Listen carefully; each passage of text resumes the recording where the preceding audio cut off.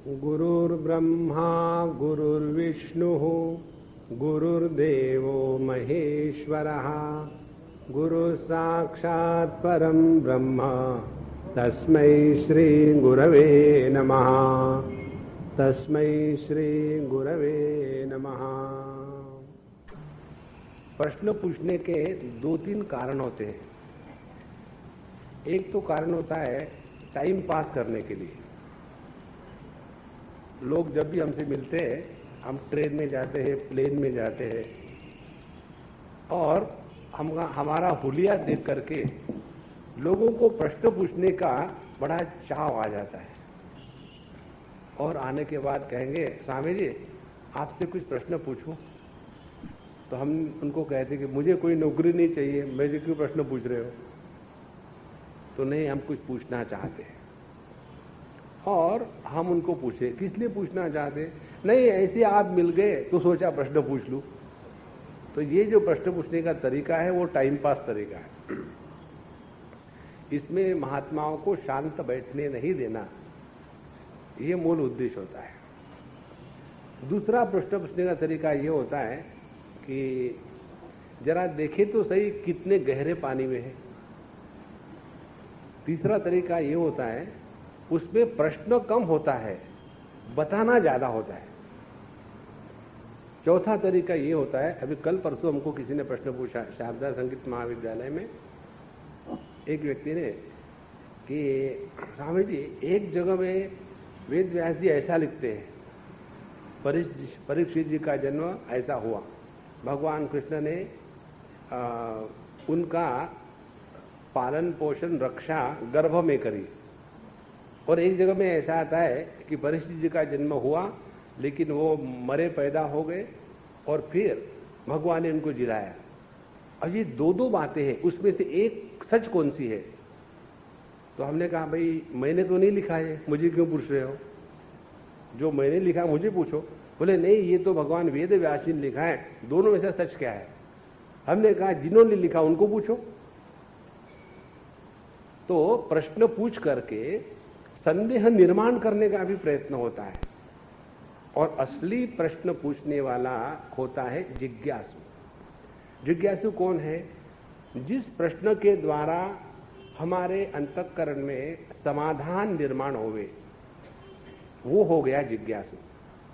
और ऐसे अर्जुन हमारे जिज्ञासु थे। इसीलिए उन्होंने जब भगवान से सुना कि जिस व्यक्ति की बुद्धि डावाडोल नहीं होती वही जीवन में बाहर के जगत में भी सुखी है और अंदर के भी जगत में सुखी है। अपने जीवन में सक्सेस जो कहते हैं, सक्सेस किसको कहते हैं? ये जो मैनेजमेंट वाले होते हैं ना, उनको कोई शब्द में बड़ा मजा आता है।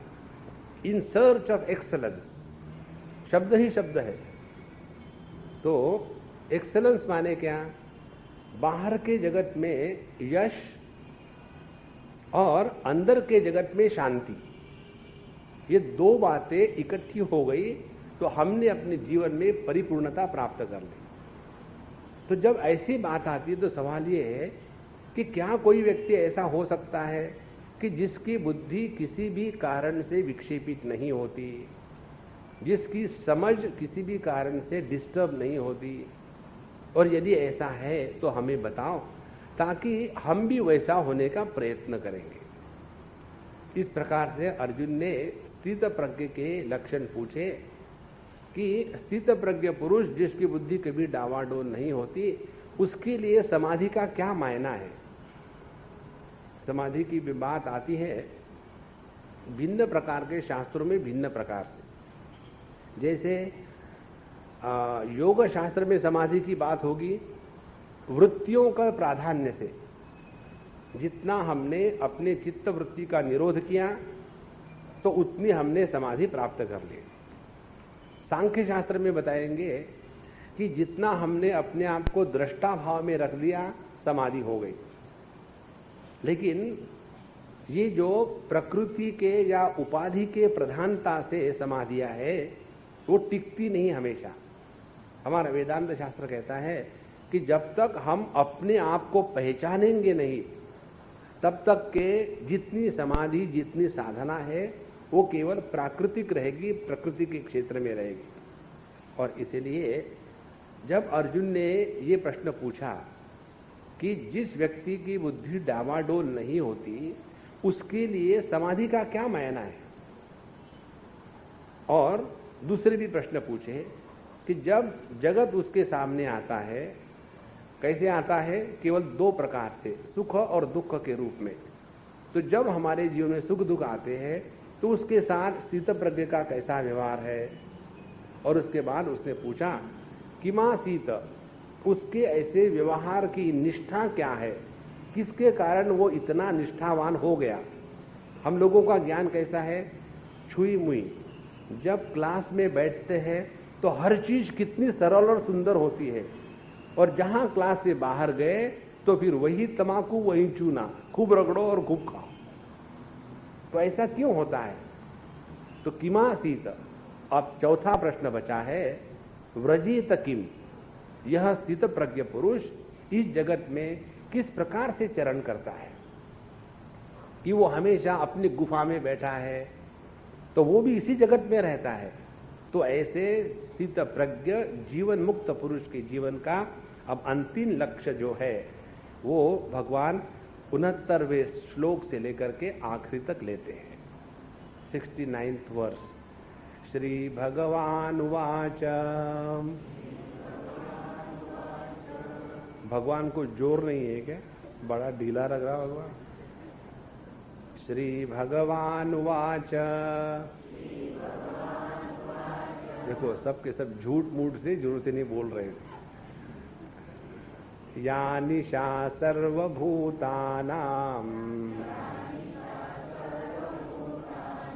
तस्यां जागर्ति संयमी यस्यां जागृति भूतानि सा निशा पश्यतो मुनेः। पश्यतः मुनेः, जिस व्यक्ति ने अपने जीवन में अपने प्रज्ञा को स्थित कर लिया है, उस व्यक्ति का लक्षण कैसा है?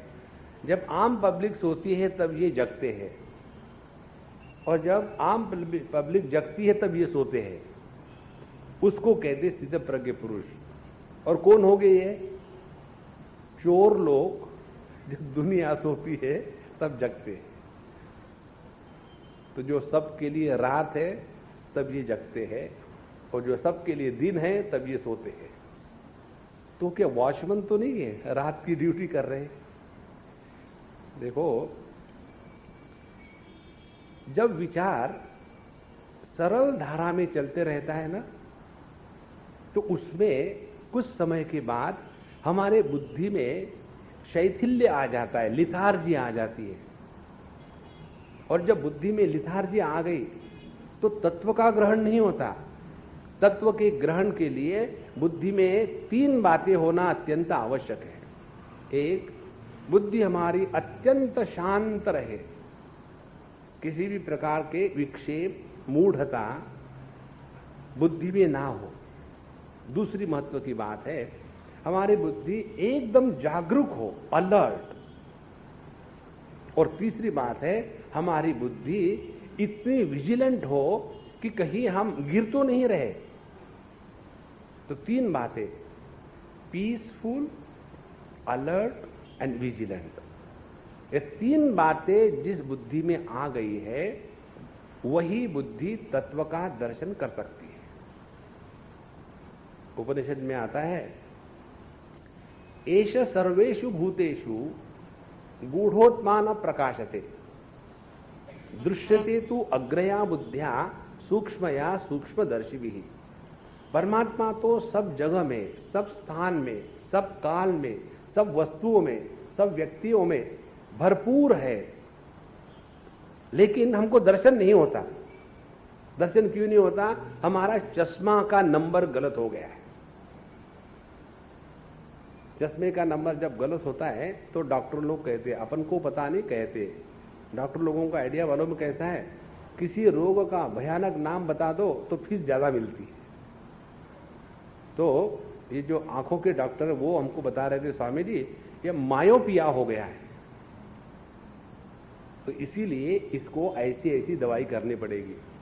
तो हमने कहा देखो महाराज, यदि आप आई के डॉक्टर है तो हम भी आई के डॉक्टर है, लेकिन फर्क इतना है आपके आई का स्पेलिंग भिन्न है, हमारे आई का स्पेलिंग भिन्न है। उनके आई का स्पेलिंग है EYE और हमारे आई का स्पेलिंग है छोटा आई। दोनों डॉक्टर हैं। और आपके जो रोगी है उनको होता मायोपिया और हमारे जो रोगी है उनको भी होता मायोपिया। उन्होंने माया की मदिरा इतनी पी ली है कि सब जगह में परमात्मा भरपूर है, फिर भी उसका दर्शन नहीं होता। तो आप लोग क्या करते हैं, चश्मा देख करके दुनिया को ठीक से दिखाते हैं, और हम लोग भी चश्मा देख करके अरे भैया कन्हैया का दर्शन करवाते हैं। आ गया ना मजा।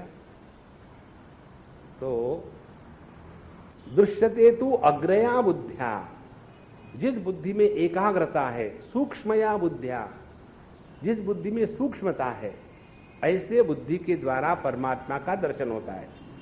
और ये बुद्धि तैयार करने के लिए हमारे शास्त्रों में तत्व का प्रतिपादन जहां हुआ है वहां सरल प्रकार से नहीं हुआ, वहां हमको अपनी बुद्धि लगानी पड़ती है। यदि ऐसे कह दिया कि तत्वमसि तुम परमात्मा हो, एक महात्मा के पास एक व्यक्ति गया, कहते भगवान कुछ करो, हमको भगवान के दर्शन करा दो। तो महात्मा ने कहा तत्वमसि तुम स्वयं परमात्मा हो। तो वो भगत कहते हैं इस महात्मा को कुछ आता नहीं, इसीलिए कहते मैं भगवान हूं, मुझे मालूम है मैं क्या हूं, छोड़ो इस महात्मा को। और फिर महात्मा शॉपिंग करने के लिए दूसरे आश्रम में पहुंचे। हम कई लोग गुरु शॉपिंग ही तो करते हैं, यहां से वहां, वहां से वहां, जो गुरु अच्छा मिलेगा उसके पास पहुंच गए। तो दूसरे महात्मा के पास गए और जाने के बाद उन्होंने कहा कि हम उस महात्मा के पास गए थे और उन्होंने कहा कि मैं परमात्मा हूं, ये कभी हो सकता है? तो वो महात्मा सब समझ गए बिल्कुल नहीं हो सकता, तुम कैसे परमात्मा हो, तुम तो बेवकूफ हो। और फिर तुमको परमात्मा का दर्शन करना है तो साधना करनी पड़ेगी। हाँ, ये महात्मा असली है, साधना करनी पड़ेगी। और फिर उनको बताया कि देखो गो माता की सेवा करो, गो उस माता की सेवा करो। और फिर हमारे आश्रम में बहुत बड़ी गौशाला है, वहां जाकर के सुबह से शाम तक उनका गोबर साफ करना, उनका मूत्र साफ करना, उनको नहलाना, उनको दूध निकालना, उनको खिलाना, तब जाकर के अंतःकरण शुद्ध होगा, फिर भगवान का दर्शन होगा। और ये कितने दिन करना पड़ेगा? ज्यादा दिन नहीं, केवल 12 साल तपस्या। एक तप माने 12 साल। तो 12 साल गोबर में रहे, गोबरानंद हो गए और पूरे उनके बदन से गोबर को खुशबू आने लग गई। जब 12 साल हो गए तो गुरु महाराज कहते बेटा तुम्हारी तपस्या सफल हो गई, कल सुबह नहा धो करके आना। और दूसरे दिन जब जाते हैं नहा धो करके, तैयार हो? हाँ तैयार, भगवान के दर्शन के लिए? हाँ। उन्होंने वही कहा तत्वमसि। प्रभु यही बात तो उस महात्मा ने कही थी 12 साल के पहले, मुझे गोबर ट्रीटमेंट क्यों दी? तो उस महात्मा ने कहा पहले महात्मा ने जो तुमका उपदेश किया था उसका तुमने निरादर किया, अनादर किया, और वो तुम्हारा पाप हो गया। उस पाप के प्रक्षालन के लिए तुमको नरक में जाना पड़ा, इसीलिए गाय का गोबर साफ करना पड़ा, क्योंकि तत्व तो वही है। चाहे अभी हम आपको बता दें कि तुम परमात्मा हो, या जिंदगी भर धक्के खाने के बाद बुढ़ापे में बता दे, तो क्या बताएंगे परमात्मा नहीं हो? तत्व तो वही है। देखो, और इसलिए जब हमको समझ में नहीं आती बात, तो शास्त्र उस तत्व का प्रतिपादन विरोधात्मक भाषा में करते हैं। जब कोई भी बात विरोधात्मक भाषा में करी जाती है तो हमारी बुद्धि एकदम जागरूक हो जाती है। अभी तक तो भगवान ठीक से बात कर रहे थे, बीच में ये उन्होंने क्या कहा कि जो जहां आम पब्लिक सोती है ये ज्ञानी जगता है, और जब आम पब्लिक जगती है तो ज्ञानी सोता है। तो क्या वॉचमैन है ज्ञानी? कि वॉचमैन ही ऐसा करता है कि चोर है? तो फिर हम सोचने लगेंगे कि ये कैसे संभव है। और जहां हम ठीक से सोचने लगेंगे अपने आप परमात्मा का दर्शन हो जाता है। देखो, केनोपनिषद में शिष्य पहुंचता है गुरु के पास और पूछता है परमात्मा के बारे में। तो वहां गुरु महाराज कहते हैं कि न तत्र चक्षुर गच्छति न वाग गच्छति नो मनः न विद्मः न विजानीमः यथा एतत् अनुशिष्यात्।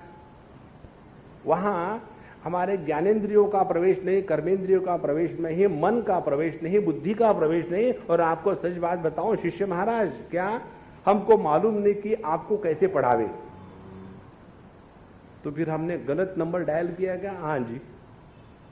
तो फिर क्या करें? बोले एक बात बता सकते हैं, हमारे गुरु ने जो बात हमको बताई वही हम आपको बता देंगे। बोले ठीक है, बता दो।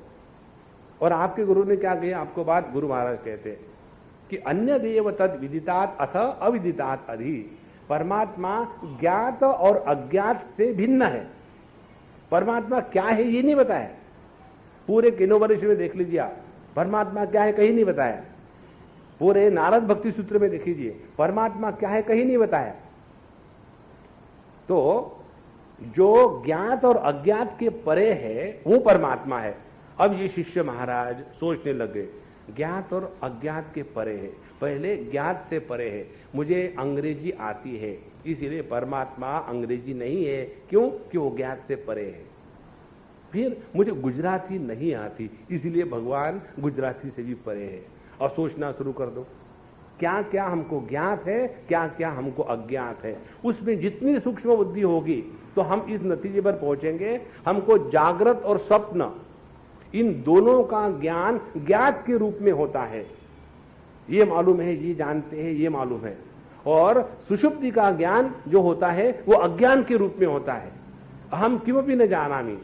तो परमात्मा क्या है? ज्ञात और अज्ञात के परे है, माने जागृत स्वप्न ये अनुभव छोड़ दो और सुषुप्ति का अभाव का अनुभव छोड़ दो। जो भाव अभाव के परे है वो परमात्मा है और भाव अभाव के परे हम अपने आप होते हैं। देखो, इसीलिए जब जब तत्व का प्रतिपादन शास्त्रों में हुआ है उस प्रतिपादन में विद्यार्थी को विरोधाभास की भाषा से बताया जाता है। जहां हमने इस विरोधाभास की भाषा को समझ में ले आए वहां तत्व एकदम समझ में आने लग जाता है। और यही भाषा भगवान कृष्ण ने यहां लाई। कहते हैं या निशा सर्वभूतानाम तस्याम जागृति संयमी। निशा माने अंधेरा, जहां सबके लिए अंधेरा है, जो वस्तु का सभी ने अज्ञात के रूप में तिरस्कार किया है। कौन सी वस्तु ऐसी है? तो परमात्मा ऐसा है कि जिसको आम आदमी नहीं जानता। तो ज्ञानी व्यक्ति कौन है? जिसका ध्यान उस परमात्मा के प्रति है जिसको आम व्यक्ति नहीं जानता। और अज्ञानी कौन है? अज्ञानी वो है कि वो जो इस जगत के वस्तुओं में फंस जाता है। लेकिन परमात्मा को जानने वाले जो संत महात्मा है वो इस जगत में रहते हुए भी जगत में नहीं फंसते। ये इसका अर्थ निकला। देखो, तो अज्ञानी पुरुष देखता है परमात्मा को और कहता है जगत, और ज्ञानी पुरुष देखता है जगत को और कहता है परमात्मा। ये सरल भाषा हमको जब समझ में आने लग जाती है तब देख लेना परमात्मा का दर्शन, परमात्मा का ज्ञान, परमात्मा की अनुभूति, परमात्मा के साथ व्यवहार वार्तालाप 24 घंटे होते रहता है। और किसके लिए? पश्यतो मुने है, जिसने पश्यतः अपने बुद्धि को इतना साफ कर लिया है कि उसको ठीक से दर्शन हो रहा है। यहां पश्यति स पश्यति। जिसने सुवर्ण के अलंकारों में सुवर्ण का दर्शन किया है वो है पश्यतः।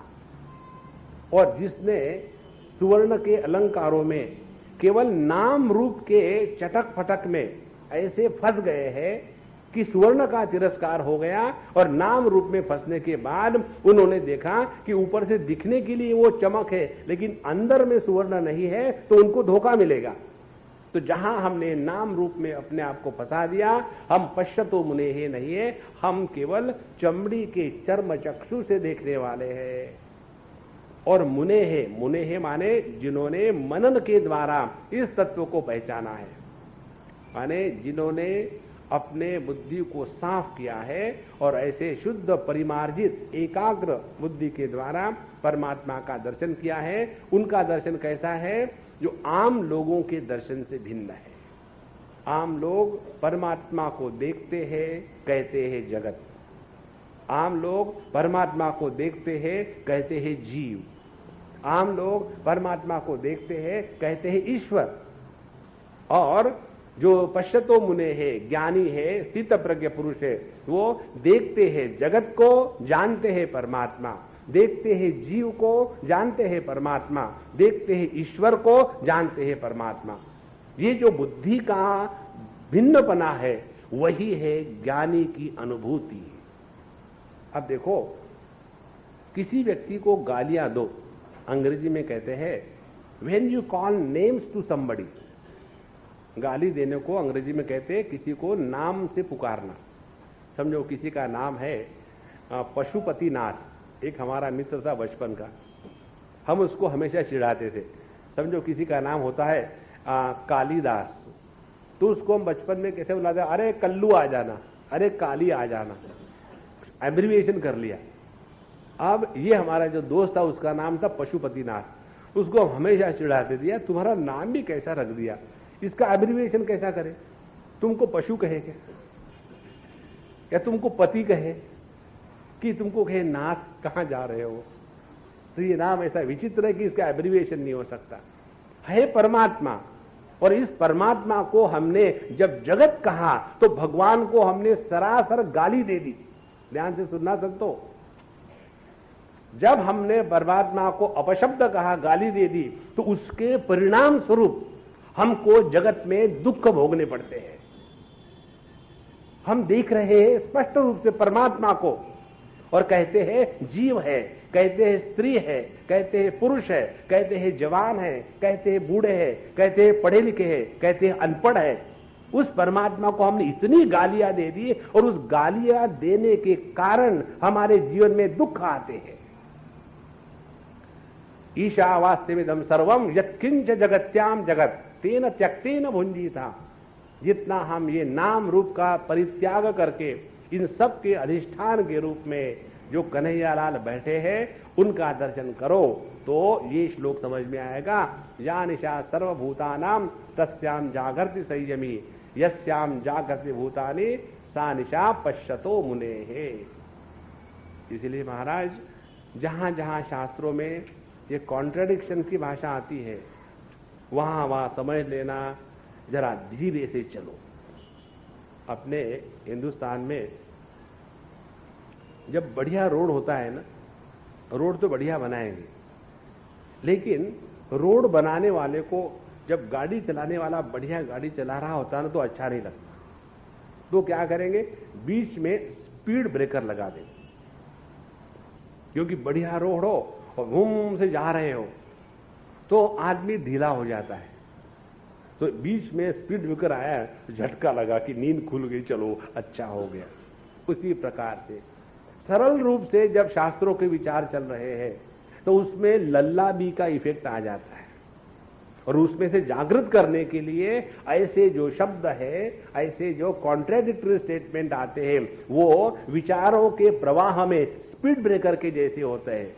और जहां हमको ऐसी झटका लगा, समझ लेना वहां भगवान छिपे हुए हैं। या निशा सर्वभूतानां तस्याम जागर्ति संयमी, यस्याम जागृति भूतानि सा निशा पश्यतो मुनेः। अब आगे ये ऐसे सत्पुरुष को, सज्जन को, भगवान के भक्त को, स्थित प्रज्ञ को, ज्ञानी को कैसी शांति मिलती है, उसका दर्शन कराते हैं 70वें श्लोक में। आपूर्यमाणमचल प्रतिष्ठम्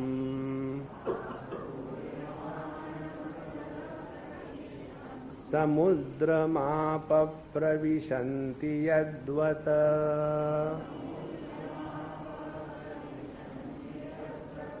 तद्वत् कामायं प्रविशन्ति सर्वे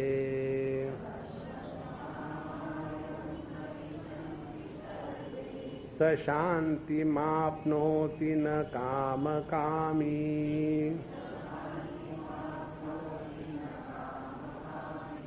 आपूर्यमाणमचलप्रतिष्ठम्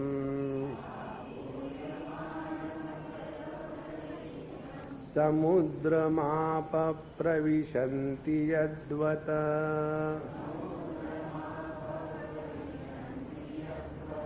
तद्वत् कामायं प्रविशन्ति सर्वे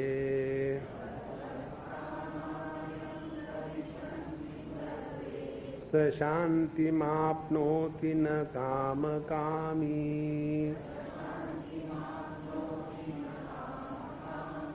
आपूर्यमाणम अचल प्रतिष्ठम समुद्रम आपहा यद्वत् प्रविशन्ति। समुद्र कैसा है? आपूर्यमाण, आपूर्यमाण माने पूरा भरा हुआ है, उसमें पानी की कमी नहीं है, पूरा भरा हुआ है। और इस समुद्र में वर्षा के दिनों में हजारों नदियां करोड़ों गैलन पानी पर सेकंड डालती है। और जब गर्मी के दिन है, बारिश खत्म हो गई, कई नदियां सूख जाती है और हमारे समुद्र महाराज में पानी डालना बंद कर देती है। तो जब नदियां हजारों गैलन पानी डालती है तो समुद्र बह नहीं जाता, और जब समुद्र में पानी डालना बंद कर दिया तो समुद्र सूख नहीं जाता। उसी प्रकार से तद्वत् कामा प्रविशन्ति सर्वे यम, जिसके जीवन में सभी की सभी कामनाएं आती है, लेकिन कामनाओं का, विषयों का आने के कारण जिसमें किसी प्रकार की हलचल नहीं होती, और यदि कोई कामना पूर्ण नहीं हुई, कोई विषय उनके जीवन में नहीं आए, तो विषय के न आने के कारण अभाव की अनुभूति भी जिसको नहीं होती है, ऐसे ये शांत पुरुष तम शांति मापनोति, तो सहा शांति मापनोति, ऐसे व्यक्ति के जीवन में असली शांति मिलती है। आप देखेंगे जहां नदी समुद्र को मिलती है वहां किसी भी प्रकार की आवाज नहीं होती। वो नदी का समुद्र को मिलना इतना प्यार से होता है कि कहां नदी समाप्त हो गई और कहां समुद्र प्रारंभ हो गया पता तक नहीं चलता। उसी प्रकार से इस जगत के विषय उनके जीवन में आवे या उन विषयों का अभाव हो जाए, जिसके द्वारा इस संत पुरुष के जीवन में किसी भी प्रकार की हलचल नहीं आती, सहा शांति मापनोति, उसी के जीवन में शांति का असली अर्थ निकल आया। कल हमने आपको बताया था, एक तो होती है शांति, दूसरी होती है अशांति, और तीसरी होती है प्रशांति। जहां शांति का महात्म्य है वहां अशांति का विरोध है, जहां अशांति का महात्म्य है वहां शांति का विरोध है। जैसे डिस्कोर्स में शांति का महात्म्य है और अशांति का विरोध है, और डिस्को में अशांति का महात्म्य है और शांति का विरोध है। दोनों में फर्क क्या है? डिस्को और डिस्कोर्स में कोर्स का फर्क है। डिस्को इज कॉमन, लेकिन प्रशांति क्या है? प्रशांति वो है कि जहां कितनी भी अशांति हो जावे तो किसी भी प्रकार के विक्षेप नहीं, और कितनी भी शांति हो जावे तो अकेलेपन का डर नहीं। दोनों बातें। जिनको एकदम शांति में रहने का अभ्यास नहीं, तो अपने कमरे में, आश्रम में जाएंगे। अब हम इस आश्रम में जाकर के अपने लिए अलग से कुटिया बनाएंगे ताकि बड़ा वहां ध्यान करेंगे और मेडिटेशन करेंगे, क्योंकि बंबई में ध्यान नहीं हो सकता। तो जाएंगे हरिद्वार, ऋषिकेश, कहीं जाकर के लोनावाला, खंडाला, आतिक्य खंडाला, वहां जाकर के मेडिटेशन। और वहां जाने के बाद करेंगे क्या? अपनी कुटिया है और बढ़िया से बैठे हैं और टीवी चल रहा है, राम राम राम राम। देखो, जो व्यक्ति बंबई में मेडिटेशन नहीं कर सकता, वो कहीं नहीं कर सकता। अपनी जो बंबई है ना, ये ब्रह्म नगरी है। इस बंबई के छोड़ करके मत जाना कहीं। यही भगवान ने हमको रखा है, हमको यही रह करके धारणा ध्यान समाधि करनी है। और उसका टेक्निक क्या है? जगत की कोई भी वस्तु, उसका भाव या अभाव, इन दोनों का प्रभाव जब हमारे हृदय पर नहीं होता, तब हमारा आत्मभाव निष्ठावान हो गया। बहुत सरल बात है बाबा, कोई कठिन नहीं है। जगत के किसी भी वस्तु के होने न होने से जब हमारा मन विक्षेपित नहीं होता, तब हम आत्मन्नेव आत्मना तुष्टः, तब हमने अपने जीवन में तुष्टि, संतुष्टि, संतोष, कंटेंटमेंट अपने हृदय में पा लिया है। जिसको अपने घर में शांति मिलती है, वो क्लबों में नहीं जाता। जिसको अपने घर में अच्छा खाने को मिलता है, वो होटलों में नहीं जाता। जिसको अपने घर में प्रेम मिलता है, वो दोस्तों के साथ रात में भटकता नहीं। जिसको अपने हृदय में शांति प्राप्त हो गई है, वो शांति प्राप्त करने के लिए आश्रमों में नहीं जाता। भैया, एक सज्जन हमारे पास आए और हमको कह रहे थे, स्वामी जी हम आकर के आपके साथ आश्रम में रहेंगे, आशीर्वाद दीजिए। हमने कहा आप मुझे आशीर्वाद दीजिए कि आपके साथ मैं आश्रम में सुख से रह सकूं। क्या जरूरत है आश्रम में आने की? अपने घर में रहो और अपने घर को आश्रम बनाओ। स्वामी जी घर को आश्रम कैसे बनाए? बाबा जी को बुलाओ। जहां बाबा जी है वहां आश्रम है, और की कौन सी खास बात है? इसीलिए सशांति मापनोति न काम कामी, जिसके हृदय में काम का तूफान है, ये चाहिए वो चाहिए, ऐसा चाहिए वैसा चाहिए, इस जगत में किसी भी वस्तु को लेकर के कोई भी परिवर्तन हमको नहीं चाहिए। इस सिद्धांतों को पकड़ लो। हमको किसी को सुधारना नहीं है, हमको किसी को अच्छा नहीं बनाना है, हमको किसी पर कोई टीका नहीं करनी है। भगवान की दुनिया को कैसे चलाना चाहिए भगवान अच्छी तरह जानते हैं। उनको अपना धंधा ठीक से आता है। We don't have to improve his creation. जहां ये बात समझ में आ गई तो हम अपने बच्चे जैसे हैं वैसा उनको स्वीकार करेंगे। तो बट स्वामी जी हम बच्चों को अपने संस्कार नहीं दे क्या? अरे बाबा उनको सुखी रहने दो, संस्कार मत दो। देखो एकदम मन इतना शांत और प्रशांत रहेगा तो सशांति मापनोति न काम कामी, एक भी कामना हमारे हृदय में एक क्षण के लिए भी आ जाए तो हजारों जन्म निर्माण कर देती है।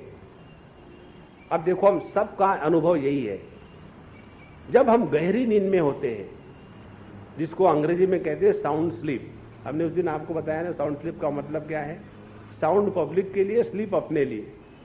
तो हम खर्राटे मार करके सोते हैं, तो उस नींद में आनंद आने का कारण क्या है? एक ही कारण है, उस समय हमारे अंतःकरण में कोई भी कामना नहीं होती।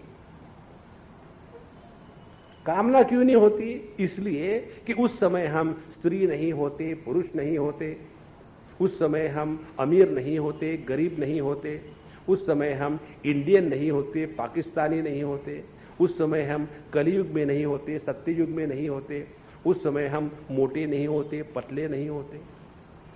जितनी परिच्छिन्नता है, सभी परिच्छिन्नता का परित्याग होने के बाद ही अंतःकरण में किसी भी प्रकार की कामना निर्माण नहीं होती। तो यदि हमने अपने कामनाओं का त्याग करने का अभ्यास किया तो अपने आप परिपूर्णता की अभिव्यक्ति स्वाभाविक होने लग जाती है। सशांति मापनोति न काम कामी। तो पूरी साधना क्या है? क्यों ये साधु संत इतने शांत प्रसन्न रहते हैं? इसलिए रहते हैं कि उनको इस जगत में कुछ पाना नहीं है, कुछ खोना नहीं है। कुछ इसीलिए नहीं पाना है कि पाके करोगे क्या, और खोना इसलिए नहीं है आपके पास है क्या कि खो जाएगा। इसलिए सशांति मापनोति न काम कामी। और ऐसा जो स्थित प्रज्ञ पुरुष है वो इस जगत में बड़ा प्रेम से विचरण करता है। किस प्रकार से? 71वां श्लोक, विहाय कामान यः सर्वान् पुमांश्चरति निःस्पृहः निर्ममो निरहंकारः स शान्तिमधिगच्छति। विहाय कामान् यः सर्वान् पुमांश्चरति निःस्पृहः निर्ममो निरहंकारः स शान्तिमधिगच्छति। यहां पुमान जो व्यक्ति, पुमान का मतलब आदमी नहीं है, माताओं गुस्सा मत करना कन्हैया पर। यहां पुमान जो पुरुष, पुरुष का तात्पर्य है जिसने अपने जीवन में परमात्मा को महात्म्य दिया है वो पुरुष, और जिसने अपने जीवन में प्रकृति को महात्म्य दिया है वो स्त्री। हमारे अखंडनाथ जी महाराज एक बार बढ़िया बात बता रहे थे। जब कपड़ों को धोने के बाद उसको ठीक करने के लिए जो आयरन बॉक्स का इस्तेमाल करते हैं उसको अपने हिंदी में क्या कहते हैं? स्त्री कहते हैं। स्त्री इसलिए कहते हैं कि जो यूपी के लोग हैं ना, वो स को सरल उच्चारण नहीं कर सकते, इसलिए पहले ई लगाते हैं। Station, star, style, speak, smile. उसी प्रकार से वो जो स्त्री है वो गर्म होती है, तो असली शब्द है स्त्री जो गर्म होती है। और उसके पहले चूंकि भगवान कन्हैयालाल यूपी वाले थे तो वो ई लगाते थे। तो जिनके जीवन में स्त्री माने प्रकृति का महात्म्य है वो हो गए स्त्री। देखो, स्त्री शब्द टेक्निकल है, उसमें 3 शब्द आते हैं, स, त और र। स माने सत्वगुण, त माने तमोगुण, र माने रजोगुण। त्रिगुणात्मिका प्रकृति को टेक्निकली स्त्री कहते हैं। लेकिन हम लोग स्त्री का भाषांतर अंग्रेजी में वुमन कर लेते हैं और वुमेन्स लिब। कोई भी वुमन कभी भी किसी भी प्रकार के बंधन में नहीं होती है, केवल उसी को लगता है कि हम बंधन में हैं। काहे का बंधन है? एक बार की बात है, अमेरिका की। वेदांत के संस्कार वाले लोगों ने एक बार एक ग्रुप बनाया और उसमें हमको बुलाया। और ग्रुप कौन सा बनाया? महिला वेदांत सत्संग। और उन्होंने हमको उद्घाटन के लिए बुलाया। तो हमने कहा भाई हम आएंगे तो साड़ी पहन के आएंगे, क्योंकि हम तो आदमी हैं, पुरुष हैं, तो कैसे आएंगे। और दूसरी बात हमने उनको कही, आप वेदांत की बात तो कहते हो, लेकिन स्त्रियों को अलग क्यों क्या कहा है?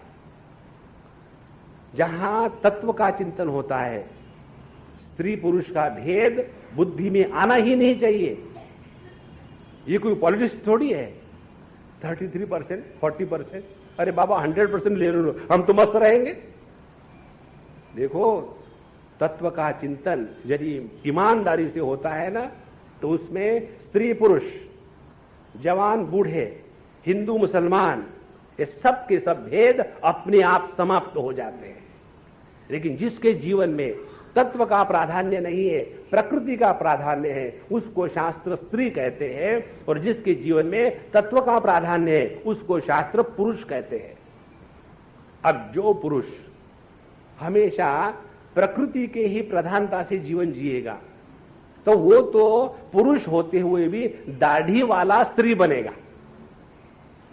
तो यहां पुमान वो व्यक्ति, वो पुरुष कैसा चलता है? विहाय कामान सर्वान, जिसने अपने अंतःकरण से सभी के सभी कामनाओं को हमेशा के लिए तिलांजलि दी है।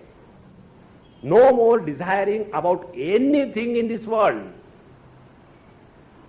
हमारे हृदय में कामना इसलिए आती है कि हमने अपने अंदर के आनंद को नहीं चखा है, और असली आनंद है विषयों में नहीं, हमारा ही आनंद है।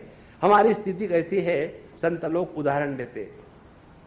एक कुत्ता एक सूखे हड्डी को लेकर के एक कोने में जाकर के बैठता है ताकि दूसरा कुत्ता आकर के इतनी बढ़िया हड्डी को छीन ना दे, और वो सूखी हड्डी अपने मुंह में डाल करके बड़ा जोर से चबाना शुरू करता है, और वो हड्डी के जो कोने हैं वो उसके मुख को अंदर से ही काटने लग जाते हैं।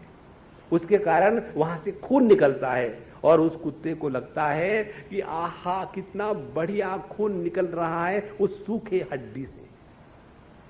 यही हम लोगों की बात है। हम सोचते हैं विषय का जब हम भोग करते हैं तो विषयों से आनंद आ रहा है। प्रभु, आनंद आता है अपने से। हम अपने आत्मानंद को, परमानंद को विषयों पर अध्यारोपित करके सोचते हैं कि ये विषय आनंद है। विषयों में आनंद नहीं है। आनंद के सागर तो कन्हैया लाल है महाराज, उसके तरफ देखो। विहाय कामान यस सर्वान पुमान शरति निस्पृहा। भले हमारे हृदय से कामनाओं का समापन हो गया हो, लेकिन स्पृहा बनी रहती। स्पृहा इसके लिए नहीं, हमको तो कुछ नहीं चाहिए जगत में, लेकिन सब कुछ अच्छा हो। तो स्पृहा, कामना के बाद भी स्पृहा बनी रहती है। तो यहां जो पुरुष अपने जीवन से सभी कामनाओं को निकाल दिया, किसी प्रकार की स्पृहा माने एक्सपेक्टेशन, किसी से कोई प्रकार की कोई अपेक्षा नहीं है। यदि हमारे अंतःकरण से कोई अपेक्षा ना रहे तो समझ लेना भगवान की बड़ी कृपा हो गई। निस्पृहा, ना किसी को सुधारना है, ना किसी को बिगाड़ना है, ना किसी का उद्धार करना है, ना कुछ। अपने आप को प्रभु के साथ नित्य निरंतर लगा दे। और तीसरी बात, निर्ममहा। भले स्पृहा चली जाए, लेकिन फिर भी हमारे अंतःकरण में ममता बनी रहती है। जब तक के ममता का रोग हृदय में है, तब तक के समता की शांति कभी प्राप्त नहीं होगी। इसीलिए शास्त्र कहते हैं कि दो शब्द, मम ये बंधन है और न मम ये मुक्ति है। तो जितना हमारे अंतःकरण में ये ममता का महात्म्य रहेगा, हम इस जगत में दुखी ही दुखी रहेंगे। इसीलिए अपने अहंता को जीतने के लिए पहली साधना ये है, अपने हृदय से इस ममता को हटा दे। इस ममता के रोग को मिटाने की दवा का नाम है समता। समत्वम योग उच्चते। जितनी हृदय में समता बनी रहेगी, ये ममता का रोग हमको छुएगा नहीं। अच्छा भैया, ममता भी निकाल दी, फिर निरहंकार। हमको अपने वैराग्य का अधिकार, अहंकार हो जाता है। हम तो इतने सरल है कि हमको कुछ नहीं चाहिए, बाकी के लोगों को देखो कितना चाहिए। अरे भैया, हमने यदि त्याग किया, वैराग्य आया, तो जिसको वैराग्य का अहंकार हो गया, उस अहंकार को मिटाना बड़ा कठिन है। अपने अच्छाई का जो अहंकार है वो बुराई के अहंकार से ज्यादा भयानक होता है। यदि एक व्यक्ति शराब पीता है, उसको उसका अहंकार है, उसको मालूम है कि मैं गलत कर रहा हूं, तो एक समय ऐसा आ सकता है कि वो बुराई को छोड़ दे। लेकिन जिस व्यक्ति का जीवन ऐसा है, नित्य पूजा पाठ होता है, भगवान का नाम लेता है, मांस मच्छी नहीं खाता, कहीं मदिरा पान नहीं करता और हमेशा अपना जीवन सुंदर चलाता है, उसको भी अभिमान है कि देखो मेरा जीवन तो कितना सुंदर है, लोग इतने करप्ट है, हो क्या बताए आपको। तो अपने अच्छाई को लेकर के जब हम दूसरों को बुरा कहने में शर्माते रही, तो वो अच्छाई किस काम की है। निरहंकार, तो अपने ममता के अभाव का भी हमारे अंतःकरण में किसी प्रकार से अहंकार न होवे। निरहंकार सशांतिम अधिगच्छति। ऐसा ही साधक, ऐसा ही स्थित प्रज्ञ पुरुष अपने जीवन में शांति को प्राप्त करता है। शांति अधिगच्छति माने शांति को पहचानता है। गम गच्छ गत्यात्मक जो धातु होते हैं वो ज्ञान के रूप में भी उसका इंटरप्रिटेशन होता है। अधिगच्छति का तात्पर्य है हमको इस शांति को पहचानना है। वो ये शांति है जो शांति और अशांति इन दोनों का आधार है, जो शांति को भी प्रकाशित कर रहा है और जो अशांति को भी प्रकाशित कर रहा है। अशांति को प्रकाशित करना माने जागृत स्वप्न के अनुभूतियों को प्रकाशित करना, और शांति को प्रकाशित करना माने सुषुप्ति के अनुभूति को प्रकाशित करना है। जो जागृत स्वप्न सुषुप्ति इन तीनों को प्रकाशित करता है वो तीनों के द्वारा प्रभावित नहीं होता, जो प्रकाशक होता है वो प्रभावित नहीं होता। ये जो अप्रभावित प्रकाशक है यही अपनी असलियत है और यही शांति का दूसरा नाम है। शांति मापनोति न काम कामी। इसलिए जितनी हमारे अंतःकरण से कामनाएं विषय एकदम समाप्त हो जाएंगे उतना हम प्रभु के पास है। जितनी कामनाएं ज्यादा होगी उतना प्रभु से दूर चले गए। ज्ञान दो प्रकार का है, एक जिस ज्ञान में वृत्ति का प्राधान्य है और दूसरा जिस ज्ञान में वृत्ति का अभाव है।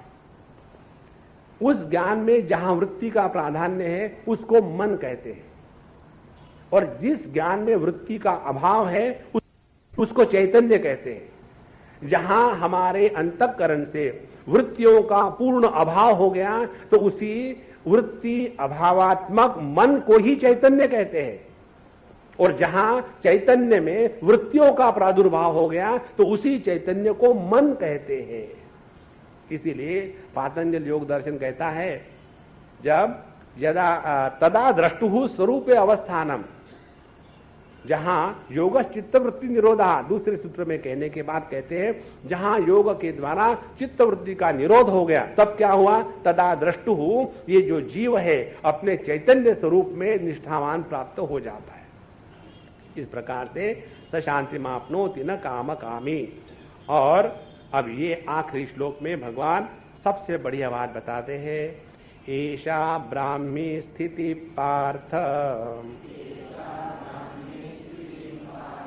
नैनान् प्राप्य विमुह्यति स्थित्वा स्यामन्त कालेऽपि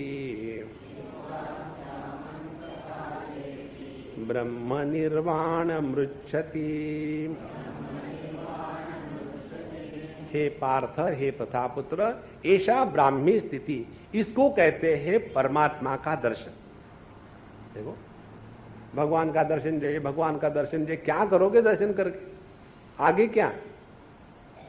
तो भगवान का दर्शन का तात्पर्य ये है अपने अंतःकरण में किसी भी कामना का प्रभाव न हो, और जिस अंतःकरण में कामना का प्रभाव नहीं होता, जहां काम नहीं वही शाम है। जितना हमको ये समझ में आ जाए, ऐसा ब्राह्मी स्थिति, यही है परमात्मा का दर्शन। अब देखो परमात्मा कौन है? स्वतंत्र है। उसी प्रकार से जब हम कामना के गुलाम नहीं बनते तब हमने स्वातंत्र्य को पहचान लिया है। हमको सुबह में चाय नहीं मिली तो बड़ी मुश्किल होती है, तो जितनी हमारे हृदय से कामनाएं हमेशा के लिए निकल जाएगी उतना हम प्रभु के पास है। ऐसा ब्राह्मी स्थिति पार्थ नैनाम प्राप्य विमुह्यति। इसको एक बार समझ लो, फिर कभी मोह नहीं होगा। इसमें केवल समझदारी की ही कमी है। जहां भगवान ने कहीं भी नहीं बताया हमको आसन करो, प्राणायाम करो, ये कुछ नहीं, केवल अपने समझदारी को ठीक रखो। समझदारी क्या है? इस जगत में किसी भी वस्तु व्यक्ति को लेकर के विक्षेपित होना, इसकी कोई आवश्यकता नहीं। दूसरी बात, इस जगत में हमारे होने न होने से कोई फर्क नहीं पड़ता। आज हम किसी के यहां गए थे, वो अम्मा बड़ी सीरियस होकर के कह रहे, स्वामी जी साधना क्या करें? तो हमने कहा साधना को मारो गोली। मुझे ये बताओ, अभी अभी आपकी मां मर गई। बोले हाँ मर गई। मैंने उनके मरने से कोई फर्क पड़ा क्या दुनिया में? और जब वो जिंदा थी तो जिंदा रहने से दुनिया में क्या फर्क पड़ा? हमने कहा मैया ये भी तुम्हारे ही साथ होने वाला है। स्वामी जी आप तो खुल्लम खुल्ला बोल रहे। हमने कहते वो भी हमारे भी साथ होने वाला है। इस जगत में नोबडी इज इंडिस्पेंसिबल। कहते थे भगवान कृष्ण जाने के बाद मैं 2-4 मिनट लूंगा, क्योंकि इन्होंने मेरे 5 मिनट खाए थे। तो जब भगवान कृष्ण आए तो ऐसा था, युधिष्ठिर जी थे तब इतना सुंदर था, कृष्ण भी चले गए, दुनिया चल रही है, द्वारका डूब गई, दुनिया चल रही है, हम लोगों ने सेकंड जीरोक्स द्वारका बना ली है। उसके बाद भगवान रामचंद्र जी आए, राम राज्य चारों तरफ, वो भी चला गया, अपना हिंदुस्तान जैसे का तैसा ही है। इस जगत में याद है आपको, जब नेहरू जी थे प्राइम मिनिस्टर, उन दिनों में हमेशा ये आता, आफ्टर नेहरू हु, तू कितने आके चले गए, हिंदुस्तान ज्यों का त्यों है, इसको कोई नहीं बिगाड़ सकता। भैया एक बात ये समझ लो, ये समझ ही सब कुछ है। ईशा ब्राह्मी स्थिति पार्थ नहीं नाम प्राप्य विमुह्यति, और स्थित्वा श्याम अंत काले भी। और ये समझ यदि हमको मरने के पहले 2 मिनट भी आ जाए तो बहुत है। तो क्या करे, ये समझ हमेशा रहे, क्योंकि कब मरने वाले पता किसको है। ऐसे मत कर, ठीक है ये समझ मरने के पहले जरूरत है ना, अभी हा हू कर लो, अरे बाबा कब पता चलेगा नहीं कि कब निकल गई हवा। इसीलिए स्थित्वा श्याम अंत काले भी ब्रह्म निर्वाण मृच्छति, उसने परमात्मा की प्राप्ति कर ली, माने क्या, उसके जीवन में 3 बाण नहीं लगेंगे। ब्रह्म निर्वाण मृच्छति, 3 बाण कौन से होते हैं? एक बाण होता है हमारे सबके हृदय में मृत्यु का भय। मृत्यु का भय इसलिए होता है कि हमने अपने सत स्वरूप को पहचाना नहीं। दूसरा भय होता है कि लोग हमको धोखा देंगे, क्योंकि हमने अपने आप को अज्ञान के साथ बना लिया है, अपने चित स्वरूप को पहचाना नहीं। और तीसरा होता है भय दुख का। यहां तो सब कुछ ठीक है, लेकिन यदि आश्रम में जाएंगे वहां साधना करने के लिए, और यदि अटैच बाथरूम लैट्रिन नहीं होगा तो कहां जाएंगे? तो गए थे भगवान का ध्यान करने के लिए, और वहां कॉन्टेम्पलेशन हो रहा अटैचमेंट का। जो अटैच बाथरूम का मतलब मालूम क्या है? अटैच बाथरूम माने जो व्यक्ति बाथरूम को अटैच होता है उसका नाम है attach bathroom, attach to the bathroom. तो स्थित्वा श्यामंत काले भी ब्रह्म निर्वाण मृच्छति, अपने हृदय से सभी के सभी भय हमेशा के लिए समाप्त हो जाते। ऐसे निर्भय अस्तित्व को कहते हैं परमात्मा की प्राप्ति। नहीं तो डर डर के रह रहे, डर डर के रहे, कोई कुछ कहेगा तो नहीं, हम जाए कि नहीं, वो क्या कहेंगे, अरे छोड़ो सब बातों को, कन्हैया को पकड़ लो पक्के दिल से, यहां डरने की कोई जरूरत नहीं। जितना निडर होकर के व्यक्ति रहेगा उतना प्रभु के पास है, और जितना हमेशा डर डर के रहेगा, ऐसा डरपोक, हमने आपको बताया था ना मंत्र, नायम आत्मा डरपोके न लभ्या, डरपोक को परमात्मा का दर्शन नहीं होता। तो अपने हृदय में यह जो ब्राह्मी स्थिति है उसको जागृत करना है, और उसको करने के लिए क्या बात है, बड़ी सरल बात है, कॉमन सेंस को बढ़ाओ, अपने बुद्धि को डावाडोल मत होने दो, और शांत प्रसन्न रहो और मौज में रहो। अपने जीवन का एक ही सिद्धांत पकड़ लो। कोई आपको कभी भी पूछे कैसे हो, don't tell the truth to the world. लोगों को सच मत बताना, वो जानना नहीं चाहते। आप अमेरिका में चले जाओ, वहां टोल टैक्स देता है, तो वहां लड़कियां खड़ी बैठी होती है, वो टोल टैक्स लेगी और कहेगी हैव ए गुड डे, और how are you, how is the day. उस समय उसका उत्तर मत देना, उनको मालूम है कैसा डे है, जाओ यहां से। इसी प्रकार से इस जगत में कहीं हमको फंसना नहीं है, अपने बुद्धि को शांत रखना है। जितना ये अभ्यास करेंगे, कौन सा अभ्यास, प्रसन्न रहो, मौज में रहो, दुखी मत हो, यही है परमात्मा की प्राप्ति। फिर चाहे आप सिनेमा का गाना गा करके प्रसन्न रहो या राम राम करके प्रसन्न रहो। सवाल सिनेमा के गाने का नहीं है, राम राम का नहीं है, सवाल ये है प्रसन्न हो कि नहीं। चाहे आप एलोपैथी की गोली खा करके हेल्दी रहो या होम्योपैथी की गोली खा करके हेल्दी रहो, महत्व एलोपैथी का भी नहीं है, होम्योपैथी का नहीं है, महत्व है आप हेल्दी हो या नहीं, लक्ष्य पर ध्यान हो। यदि ये बात समझ में आई, ऐशा ब्राह्मी स्थिति पार्थ नैनाम प्राप्य विमुह्यति, स्थित्वास्याम अंत काले भी ब्रह्म निर्वाण मृच्छति, उसको कन्हैया की प्राप्ति होती है। बाकी के राम राम राम। ओम पूर्णमदः पूर्णमिदं पूर्णात् पूर्णमुदच्यते पूर्णस्य पूर्णमादाय पूर्णमेवावशिष्यते। ओम शांति शांति शांति। हरि ओम। श्री गुरुभ्यो नमः। हरि ओम।